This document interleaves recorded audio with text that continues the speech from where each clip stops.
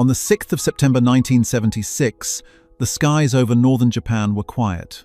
Air traffic controllers at Hakodate Airport on the island of Hokkaido went about their routine, monitoring the predictable patterns of commercial airliners. But just before 1:30 p.m., something impossible appeared on their radar screens. An unidentified aircraft, moving at incredible speed, was descending rapidly out of the overcast sky, on a direct course for their civilian airport. It wasn't responding to any calls. It had filed no flight plan. It bore no transponder code. For the Japanese air defense controllers, it was a ghost. An incredibly fast ghost. As the object dropped below the cloud cover, civilian onlookers were stunned. This was no passenger plane. It was a massive, twin-tailed military jet, brutalist in its design, with giant air intakes and a menacing profile unlike anything in the Western inventory. The aircraft made a clumsy, high-speed pass over the airport, circled once as if the pilot was disoriented, and then came in for a landing. It touched down far too fast, barreling down the runway, its tires screeching in protest. It ran out of pavement, ploughing through the grass and dirt at the far end of the airport before finally grinding to a halt just meters from an antenna array. The engine spooled down into an unnerving silence. For a few moments, nothing happened. Airport officials and the first curious onlookers stared in disbelief at the alien machine that had literally fallen out of the sky. Then, the canopy opened. A figure in a flight suit climbed out, pulled out a pistol, and fired a single warning shot into the air to ward off the gathering crowd. The pilot was Senior Lieutenant Viktor Ivanovich Belenko of the Soviet Air Defense Forces, and he had just delivered the Soviet Union's most terrifying and secret weapon directly into the hands of its enemies. The Cold War had just been turned on its head. This single act of defiance would trigger a diplomatic firestorm and hand the United States the greatest intelligence prize of the decade. Discover secrets like this daily on Cold War Impact. Subscribe now. To understand the sheer panic that gripped the Kremlin on that September day, one must first understand the myth of the machine Belenko flew. In the West, it was known by its NATO reporting name, the Foxbat. Officially, it was the Mikoyan Gurevich MiG-25. For over a decade, this aircraft had been the West's ultimate bogeyman. It was a spectre that haunted Western intelligence reports and gave American fighter pilots nightmares.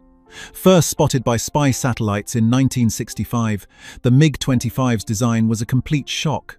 Its enormous wings suggested incredible maneuverability, while its massive twin engines hinted at unprecedented speed and altitude capabilities. Western analysts, forced to interpret grainy satellite photos, made a series of terrifying assumptions. They concluded it was a highly agile air superiority fighter, built with advanced lightweight titanium alloys, capable of outrunning and outturning anything the United States or its allies could put in the sky. The fear was quantifiable. The Foxbat was credited with a top speed of Mach 3.2, faster than any operational American fighter. It was believed to possess a combat ceiling of over 80,000 feet, allowing it to intercept high-flying American spy planes like the legendary SR-71 Blackbird, which had previously flown with impunity. Its powerful radar was thought to be years ahead of Western technology, capable of detecting and destroying American bombers before they even knew they were being tracked. This wasn't just a plane. It was a symbol of a supposed leap in Soviet technology that threatened to tip the entire military balance of the Cold War. The Pentagon was so alarmed by the presumed capabilities of the MiG-25 that it directly fueled the development of one of America's own legendary aircraft, the F-15 Eagle. The F-15's entire design philosophy was shaped by the need to counter the fearsome Foxbat. Millions of dollars, entire defense programs, and NATO's air strategy were all built around the central, terrifying belief that the Soviets had produced an unbeatable superfighter. The Soviets cultivated this fear with an obsessive, paranoid level of secrecy. The MiG-25 was the crown jewel of their air defense system, the PVO. Its pilots were an elite cadre, subjected to constant surveillance by the KGB. The aircraft were housed in hardened shelters, and even routine maintenance was conducted under the watchful eyes of political officers. Its technical manuals were guarded like state secrets, and its operational doctrines were known only to a select few. The Kremlin understood that the idea of the MiG-25 was almost as powerful as the aircraft itself. As long as the West believed it was an invincible wonder weapon, it created a powerful deterrent. Every aspect of the aircraft, its true speed, its actual materials, its radar's real capabilities, was hidden behind a thick veil of disinformation and absolute secrecy. For a Soviet pilot to not only defect, but to successfully fly this priceless national asset out of Soviet airspace and land it in a US allied nation was more than an act of treason. It was an unimaginable catastrophe. It was the equivalent of a US pilot handing over a fully operational F-15, along with all its classified manuals, to the KGB. The Soviets had built a fortress of secrets around the Foxbat, and Viktor Belenko had just handed the West the keys. The advantage America was about to gain wasn't just a piece of captured hardware. It was the sudden, shocking ability to peer directly into the heart of the Soviet military-industrial complex. Belenko wasn't just a pilot. He was a walking encyclopedia of the Soviet air defense forces. He knew their training methods, their tactical procedures, their communication protocols, and, most critically, their weaknesses. And he had brought the primary evidence with him. In the coming days, as American and Japanese engineers descended upon the captured jet in Hakodate, they weren't just examining a plane. They were performing an autopsy on the myth that had terrified the West for more than a decade. What they would discover was so unexpected, so completely contrary to their assumptions, that it would stun them. The reality of the Foxbat was both more primitive and, in some ways, more ingenious than they could have ever imagined. The shockwave from this single defection would expose the deep-seated flaws hidden behind the iron facade of Soviet power and recalibrate the strategic thinking of the entire Western world. The Kremlin's carefully constructed illusion was about to be shattered, piece by piece, under the harsh lights of a Japanese hangar. The first encounter with the Foxbat on the ground was a surreal experience for the Japanese authorities. Within minutes of Belenko's landing, the small civilian airport was swarming with local police, quickly followed by personnel from the Japan Air Self-Defense Force, JASDF. The initial priority was simple: secure the perimeter. The pilot, Viktor Belenko, was quickly taken into custody, where he immediately declared his intention to defect to the United States. While diplomats began a frantic, high-stakes negotiation, the Soviets furiously demanding the immediate return of their pilot and their property, a team of American intelligence and technical experts were dispatched from Washington with unprecedented speed. This was the moment they had been dreaming of for over a decade. The bogeyman had landed on their doorstep. As Japanese and American technicians cautiously approached the massive aircraft, their first impressions were of its sheer size and brute force. It was enormous, far larger than it appeared in grainy satellite photos. The construction seemed crude, almost agricultural in its execution. Rivet heads were visibly exposed, not flush with the skin as on sleek American designs. The paneling seemed rough-hewn. It looked less like a precision instrument of air combat and more like a flying locomotive built for raw power above all else. The Americans were granted access, and under the cover of a massive tarp to shield it from Soviet spy satellites, they began the most important teardown in aviation history. What they found inside was stunning. The myth of the MiG-25 began to unravel almost immediately. The shock was immediate and profound, not because of what they found, but because of what they didn't. The primary assumption, the one that had driven the F-15 program, was that the MiG-25 was constructed from advanced titanium alloys to save weight and withstand the heat of Mach 3 flight. But as the engineers analyzed the airframe, they made a baffling discovery. The Foxbat wasn't made of titanium, it was made primarily of nickel-steel alloy. It was essentially welded steel. This explained its immense weight, a staggering 64,000 pounds empty, far heavier than any comparable Western fighter. The Soviets hadn't mastered advanced titanium fabrication as feared. They had simply forced the problem with a material that could handle the heat, accepting a colossal weight penalty. The aircraft wasn't a nimble dogfighter. It was a straight-line interceptor, a lead sled with rockets attached. The surprises kept coming. The avionics, the electronic heart of the aircraft, were a source of disbelief. Western intelligence had assumed the MiG-25 was packed with sophisticated solid-state electronics. Instead, when the technicians opened the avionics bays, they found themselves staring at technology from a bygone era. The powerful Smerch-A radar, codenamed Foxfire by NATO, was not a delicate, advanced system. It was a monstrously powerful and primitive vacuum tube radar. Vacuum tubes were a technology the US had largely abandoned for military aviation a decade earlier in favor of smaller, more reliable transistors. The Soviet system was so powerful that its emissions could reportedly kill a rabbit at a kilometer's distance, but it was also unsophisticated.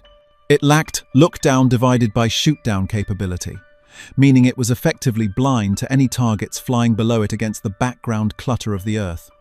This was a fatal flaw in modern air combat. American fighters like the F-14 and F-15 were specifically designed to exploit this weakness, flying low to avoid detection. The MiG-25's terrifying radar was, in reality, a powerful but clumsy dinosaur. The quantification of the shock was damning. The engines, the Tumansky R-15 seconds, were indeed incredibly powerful, capable of pushing the heavy airframe to immense speeds. But they were also shockingly inefficient and had a terrifyingly short lifespan. At its maximum speed of Mach 3.2, the engines would literally destroy themselves within minutes. Belenko confirmed that pilots were strictly forbidden from ever exceeding Mach 2.8. The vaunted Mach 3.2 capability was a suicidal one-way burst. Furthermore, the aircraft was a fuel hog of epic proportions, giving it a very limited combat radius. It was designed for one thing only: a point defense interceptor. It would take off, climb at a phenomenal rate to high altitude in a straight line, fire its massive missiles at an incoming American B-52 or SR-71, and immediately return to base before it ran out of fuel. The idea that it was a superior dogfighter, the core fear that birthed the F-15, was a complete fantasy. It couldn't turn, it couldn't fight at low altitude, and its technology was years, if not a full generation, behind its American counterparts. This wasn't just an isolated intelligence failure. It was a systemic misinterpretation of Soviet philosophy. The West had projected its own design culture, one of sophisticated, multi-role, technologically dense platforms onto the Soviets. The reality was that the Soviets had built exactly what they needed, using the technology they had, to solve a very specific problem: stopping high-altitude American bombers. They did it with crude, heavy, but ultimately functional materials and systems. The aircraft was a perfect reflection of the Soviet system itself: immense in scale, brutally powerful in a narrow application, but lacking in finesse, flexibility, and technological sophistication. The defection of Viktor Belenko and the subsequent dissection of his MiG-25 didn't just reveal the secrets of one aircraft. It provided the West with a new lens through which to view the entire Soviet military. It demonstrated that behind the facade of monolithic power and terrifying weapon systems, there were deep technological gaps and critical vulnerabilities. The Foxbat was no longer a bogeyman. It was now a known quantity, a museum piece sitting in a hangar, and its secrets were about to be systematically used to undermine the very foundation of Soviet air defense strategy. The 67 days that the MiG-25 sat in the hangar at Hakodate Airport changed the Cold War forever. While diplomats wrangled and the Soviets issued furious public condemnations, a hand-picked team of America's brightest aeronautical and electronics engineers worked around the clock. They meticulously disassembled the Foxbat, photographed every component, analyzed every circuit, and took samples of its metal skin. Viktor Belenko himself was subjected to weeks of intense debriefing by the CIA, where he laid bare the operational tactics, training deficiencies, and morale problems plaguing the Soviet air defense forces. When the analysis was complete, the aircraft was packed into crates and, in a final act of diplomatic necessity, returned to the Soviets. But it was an empty gesture. The secrets were out. The United States now possessed a complete blueprint of the Soviet Union's most feared weapon, and this knowledge was about to be weaponized in a way the Kremlin could never have anticipated. This intelligence windfall was not filed away in some dusty archive. It was immediately and systematically integrated into every level of the United States military, becoming a relentless tool of pressure against the Soviet Union. The Belenko dossier, as the intelligence package came to be known, was a playbook for defeating the enemy. At air bases across the world, American fighter pilots who had trained for years against a mythical, unbeatable adversary were given new briefings. In hushed tones, intelligence officers revealed the truth. The Foxbat was not a nimble dogfighter. It turned like a cargo freighter. Its powerful radar was effectively blind to anything below it. Its engines were fragile and had to be babied. The bogeyman was stripped of its power, replaced by a set of hard, exploitable facts. The fear that had permeated the USAF and Navy was replaced with a cold, calculated confidence.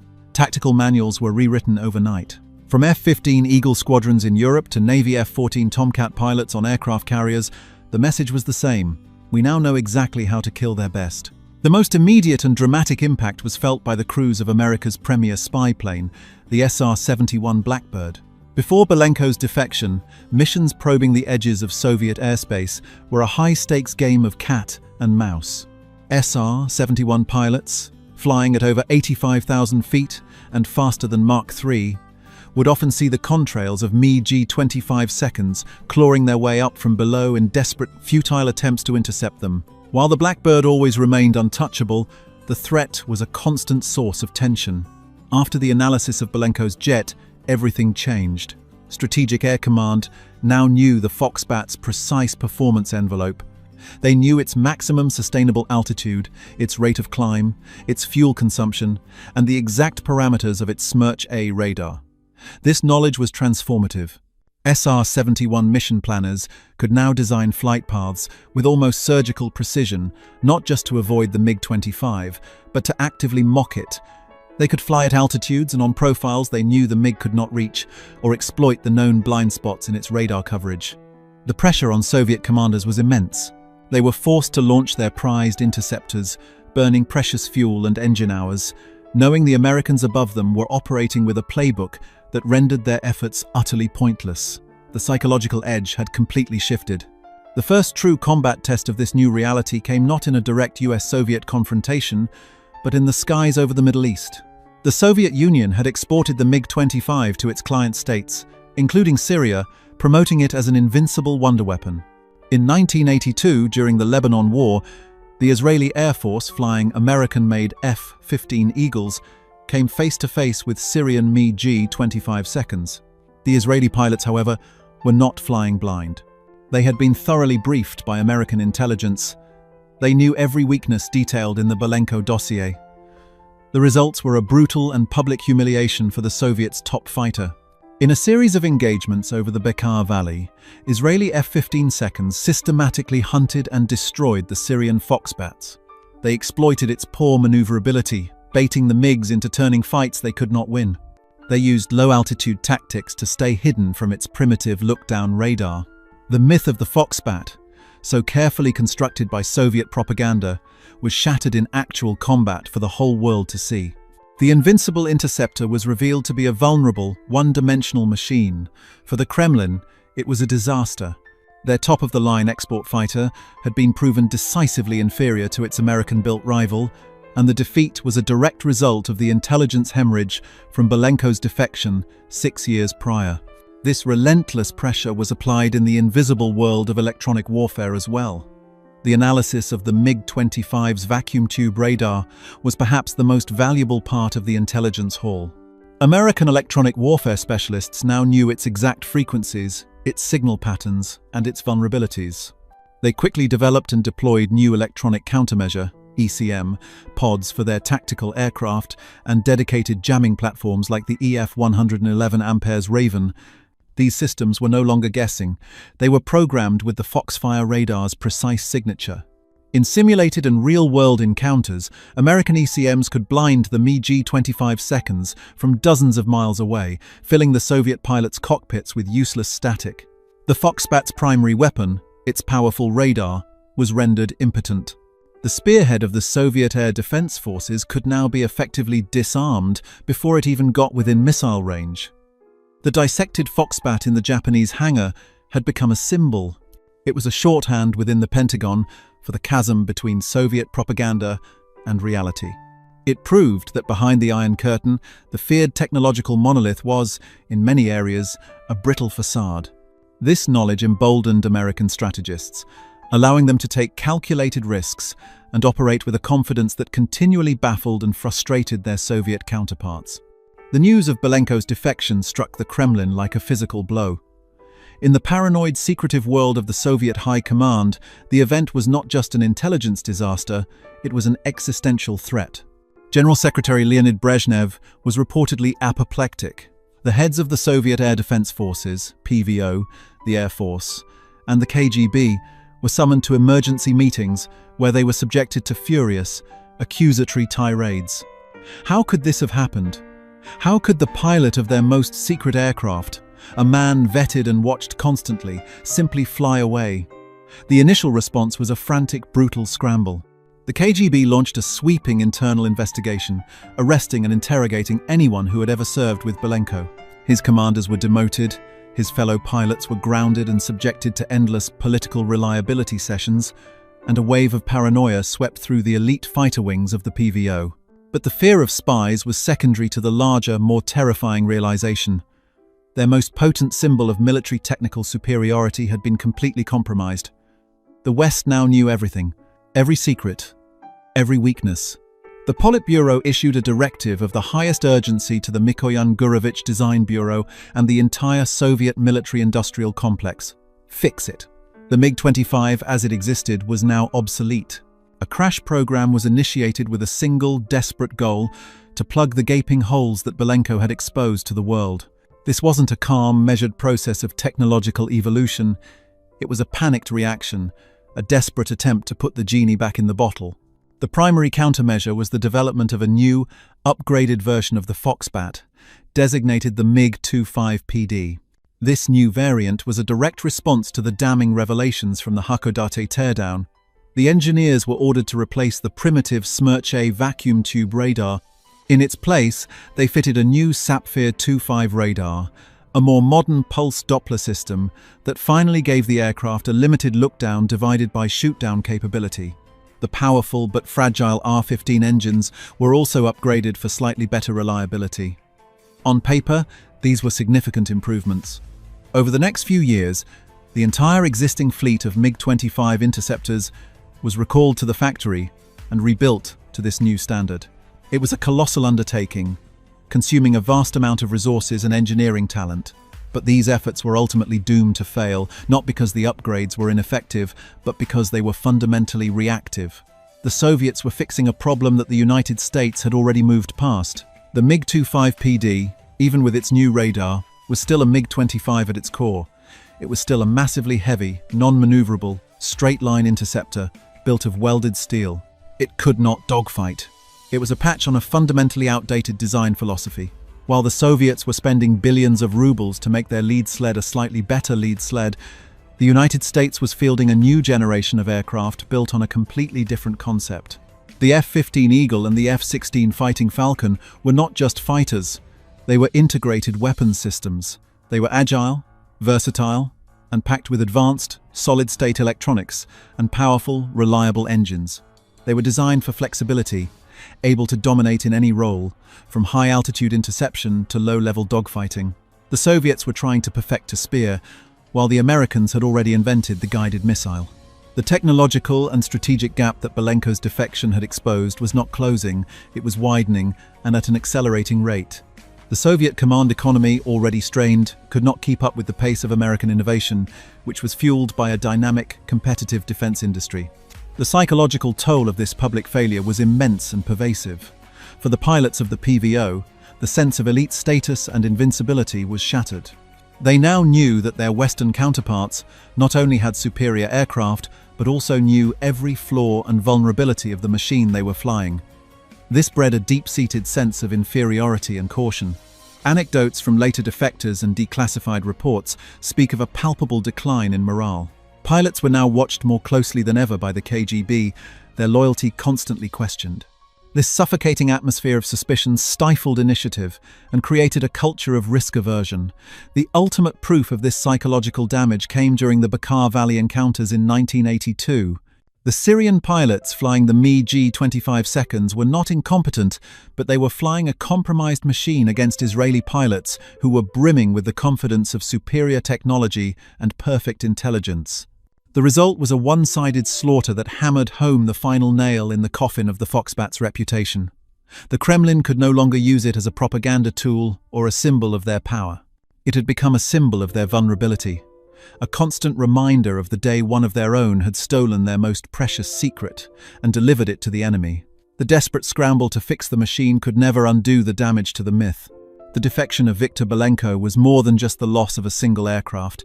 It was a profound strategic defeat that perfectly encapsulated the fatal flaw in the Soviet system. The Cold War was not just a military or ideological struggle, It was, at its core, an economic and technological marathon.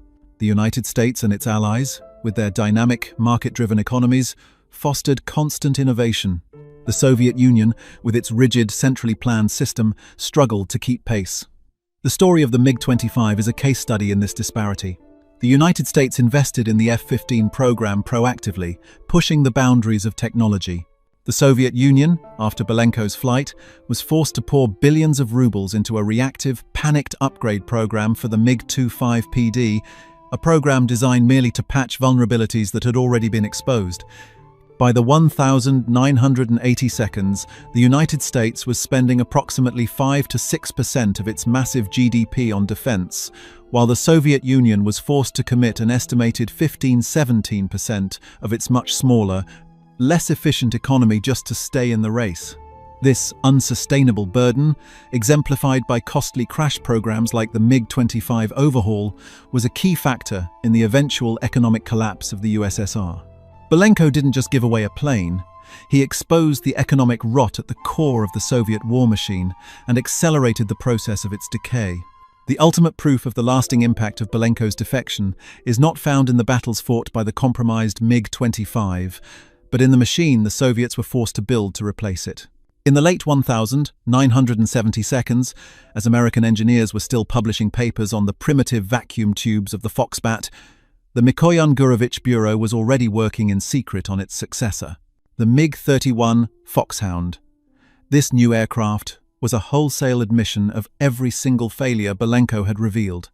The design of the MiG-31 was a direct answer to the weaknesses of the MiG-25. It incorporated the revolutionary Zaslon S-800, the world's first electronically scanned phased array radar on a fighter jet, finally giving Soviet pilots a true, powerful look-down divided by shoot-down capability to counter low-flying American aircraft and cruise missiles. Instead of a single, overburdened pilot, the MiG-31 had a two-man crew with a dedicated weapons systems officer in the rear seat to manage the advanced sensors and missiles, a concept long standard in top-tier American fighters like the F-4 Phantom and F-14 Tomcat. The airframe was stronger, the engines more robust, and the overall system was designed for the network-centric warfare the US was pioneering. The very existence of the MiG-31 was the final verdict. It was the Soviet Union's tacit, multi-billion ruble admission that their entire previous design philosophy was wrong, that their technology was critically behind, and that the single act of one disillusioned pilot had forced them to scrap their icon and start over from scratch, building a machine that looked suspiciously more like its American rivals. In the end, the story of Viktor Belenko and his MiG-25 is a stark lesson in the power of truth over propaganda. The Soviet Union built a fortress of secrecy around the Foxbat, crafting a myth of an invincible superweapon that terrified the West and shaped global military strategy for a decade. They believed that by controlling the information, they could control the reality. But that entire fortress, so carefully constructed with paranoia and lies, was brought crashing down by one man who decided to fly east instead of west. He didn't fire a shot, but his defection inflicted a wound from which the prestige of the Soviet military-industrial complex would never fully recover. It proved that a system built on brute force and secrets is ultimately more fragile than one built on innovation and the uncomfortable, often chaotic, pursuit of facts. The Foxbat was a monster, but it was a monster hiding in the dark. Viktor Belenko simply turned on the lights.